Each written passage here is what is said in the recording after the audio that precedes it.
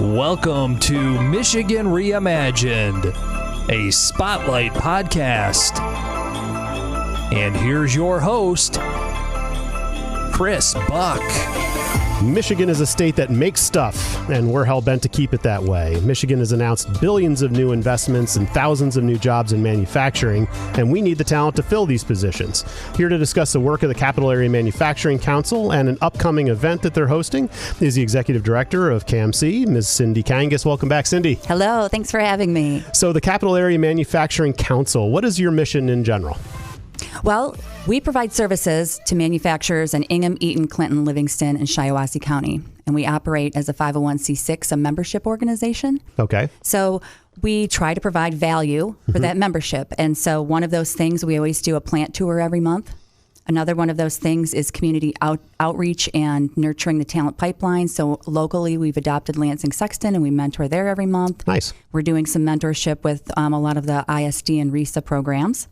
And then the third thing is education and small groups. So we have an HR group, and we have a supply chain group, and we have a women in manufacturing group, just so that the manufacturers can get together and talk about similar programs. They can do business with other members. They can share resources. It's a good thing.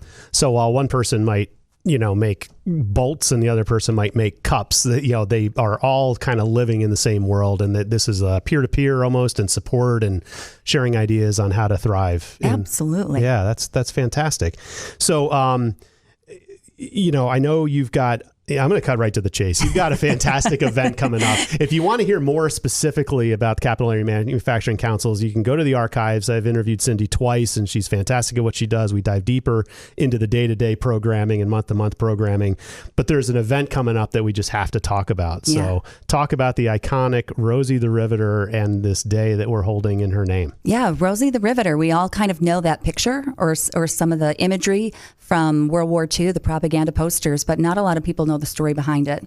And we have a women in manufacturing group, and it just so happened we were at Kirchhoff Automotive a couple of months ago, and some of their staff members had their little red bandanas on. And we had a couple of politicians there that were like, hey, you know what?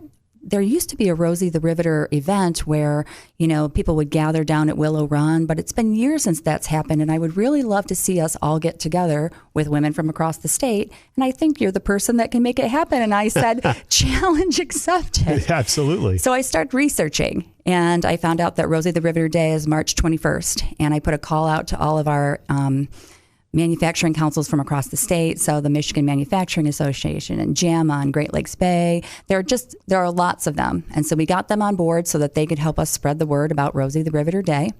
And then I reached out to the American Rosie the Riveter Association.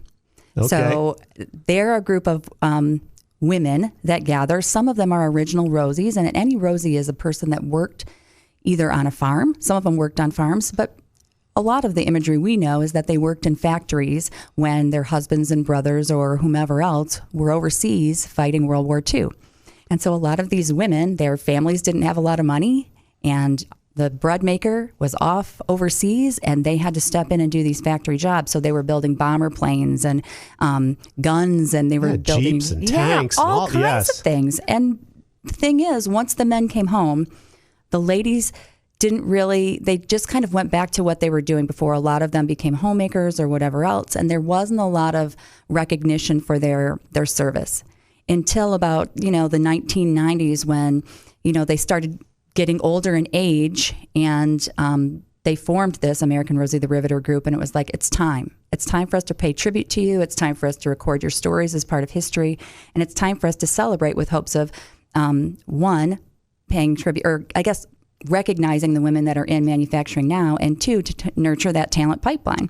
So we're having this event on March 21st, and 10 original Rosies will be there to kind of speak and tell their stories in Heritage Hall. Really? Yeah, I can't wait, because I've met with some of them, and they are firecrackers, and they have amazing stories to tell. Right. And then we're going to have women from all across the state coming. We already have over 300 registered, and we're hoping to have at least 500 or 600. And we're going to gather. We're going to meet with the Rosies. We're going to do a little rally, and then we're going to put our bandanas on and take a Rosie the Riveter picture on the Capitol steps at 5. So I think it's going to be really powerful. Unbelievable. So now Heritage Hall Heritage Hall. is the new facility behind the Capitol building that was just built for tours. And I had a show, but actually right when they broke ground, it feels like a long time ago. So I haven't been into that new facility, but it's a huge community gathering space, correct? It's lovely. So there are special rooms where if you're coming in like with a school group that you can kind of take your classroom in and wait for your tour. But there are also other meeting rooms and kind of fancier upscale rooms where I'm sure people are having galas and whatever else. So we're in a couple of the spaces, and we're also offering tours of the Capitol because, again, we have manufacturers coming in from across the state, and some of them may not have toured the Capitol. It may be their first time even being in Lansing. So we're so excited to share that part of our history as well. Right. And, I've been to enough museums in my day, and you can find places where they talk about certainly the World War II and the war effort, and Rosie the Riveter seems to be kind of a chapter in that book of the museum, right?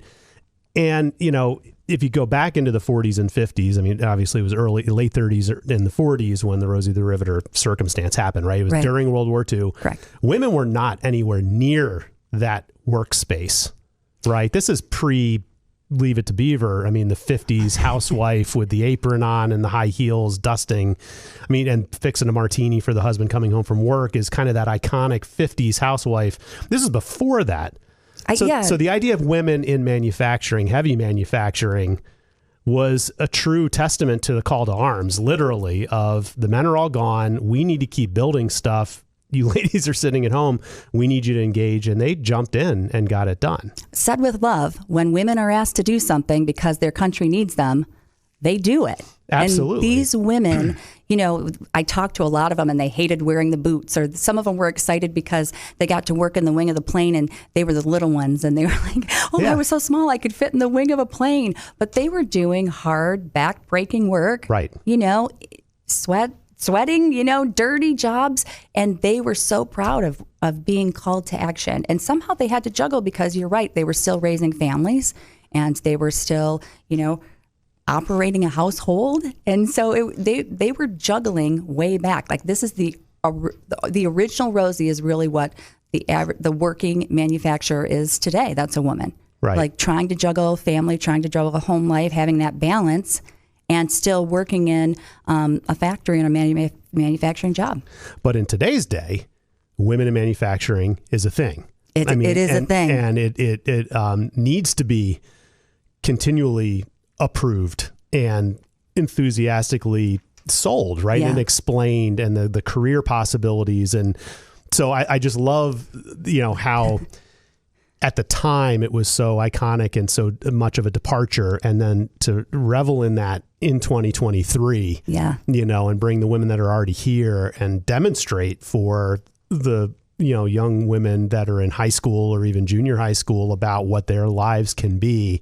Luckily, our factories are a little bit cleaner and safer and all that kind of stuff, and high tech, and just dispelling the myth of what a career in manufacturing is all about is a big part of it. But the tie-in is so fascinating. Yeah, the narrative has definitely changed. Right. It's okay for women to do what men are doing. Yep. And like you said, there is kind of this old school thought that factories are dirty and dark and dingy, and maybe they're not such secure jobs, but really they are amazing ways to make a living. Sometimes you can do it if you want. If college isn't the right choice for you and you want to come in entry level and work your way up, you can do that. We need engineers. We need female CEOs. Right. We need women all across the board. So we're hoping 5 generations-ish that are in the workforce now will come and join us at this event. It's meant to be, these Rosies that are all right around 100 down to, maybe the Girl Scout or maybe somebody who likes science that's, 3rd or 4th grade. Right. Bring them along. We want all of these people together celebrating women in STEM jobs and manufacturing.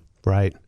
So all right. So when did someone tell you that this should be resurrected? I need to know. We're recording this in early February of 2023. So it started, we had our event in late October. So I started researching and planning in November. So it's been a couple of months, but fast and furious. And you're pulling this off in March. Well, if you know me, I go 100% at pretty much anything I do. And right. And since I've been a part of the Manufacturing Council, lifting up the females that are part of this industry has been a huge goal of mine.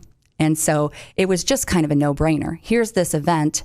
here's this person that we've all looked at. Why can't we put all of this together and bring these women together? And so instead of just having women in manufacturing like I do from just my council, now I've got women in manufacturing from all across the state coming together. And it's going to be amazing. A lot of times when we get together, I'll see, like for just my council, I'll see people that are kind of sad, or they'll just be so excited to talk to another female because maybe there aren't a lot of other females working with them on the line.